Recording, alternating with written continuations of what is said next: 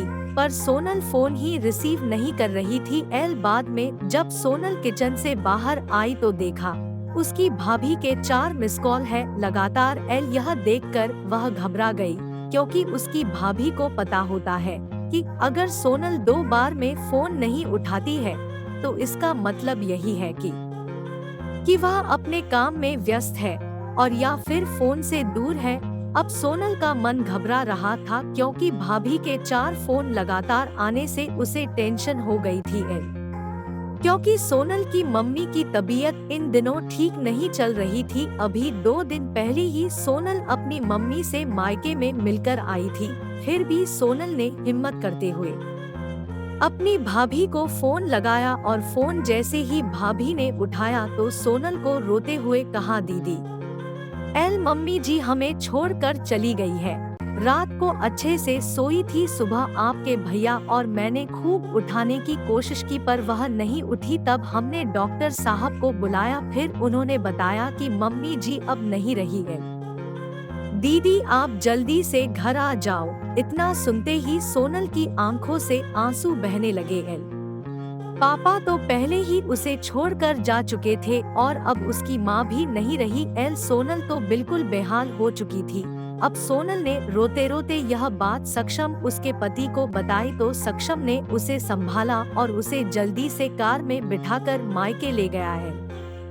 सोनल जैसे ही अपने घर पहुंची तो अपनी मां के शरीर को देखकर उससे लिपट गई और खूब रोई। एल आखिर में सक्षम ने उसे किसी तरह समझाया और मां का अंतिम संस्कार किया। एल सारे विधि विधान होने के बाद भी सोनल की रुलाई रुकी नहीं रही थी। उसे मां की बहुत याद आ रही थी। तब सोनल की मौसी ने उसके आंसू पोंछे और उसे संभाला और कहा, सोनल बेटा ऐसे दुखी मत हो। एल दीदी नहीं रही तो क्या हुआ, मैं हूँ ना तेरी मौसी। एल मेरा घर भी तेरा मायका है, तेरा जब मन करे तब आ जाना अपनी मौसी के पास। एल वैसे कहते भी तो है ना मौसी मतलब माँ जैसी बेटी। मैं तेरा दर्द समझ सकती हूँ, क्योंकि तेरे पापा तो पहले ही तुझे छोड़कर जा चुके हैं और आज दीदी भी चली गई। कहते हैं ना कि माँ के जाने के बाद तो लड़कियों का मायका ही छूट जाता है।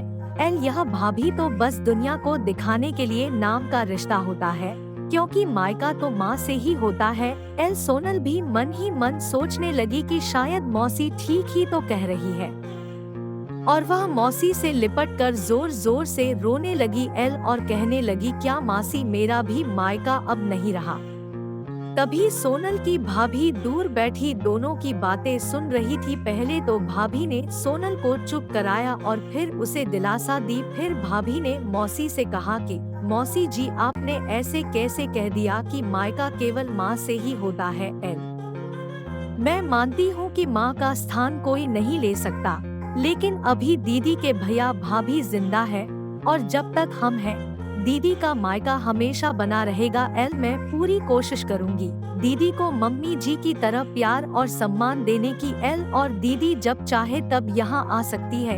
यह घर कल भी उनका था, आज भी है और कल भी रहेगा। एल मौसी जी मैं भी एक बेटी हूँ और मेरा भी मायका है और मैं अच्छे से जानती हूँ कि हम बेटियों के लिए मायका कितना महत्वपूर्ण होता है। मौसी जी आप दीदी को अपने घर जरूर बुलाइए, पर उन्हें अपने भैया भाभी के प्यार से दूर मत करिए। तभी मौसी ने कहा, बहू आज के जमाने में तेरी जैसी सोच रखने वाली भाभी बहुत कम मिलती है। एल मुझे माफ कर दे, मैंने सोनल को गलत राह दिखाई। एल तभी सोनल अपनी भाभी के गले लग गई और बोली, भाभी आज आपने मुझे विश्वास दिला दिया कि भाभी भी माँ के समान होती है और मैं संतुष्ट हूँ कि जब तक आप और भैया हो मेरा मायका सदा बना रहेगा। और किसी ने कहा है ना कि भाभी माँ के समान होती है। आज आपने मुझे इस बात का विश्वास भी दिला दिया है। दोस्तों जरूर बताइएगा कहानी कैसी लगी और अच्छी लगे तो जरूर हमें फॉलो कीजिएगा।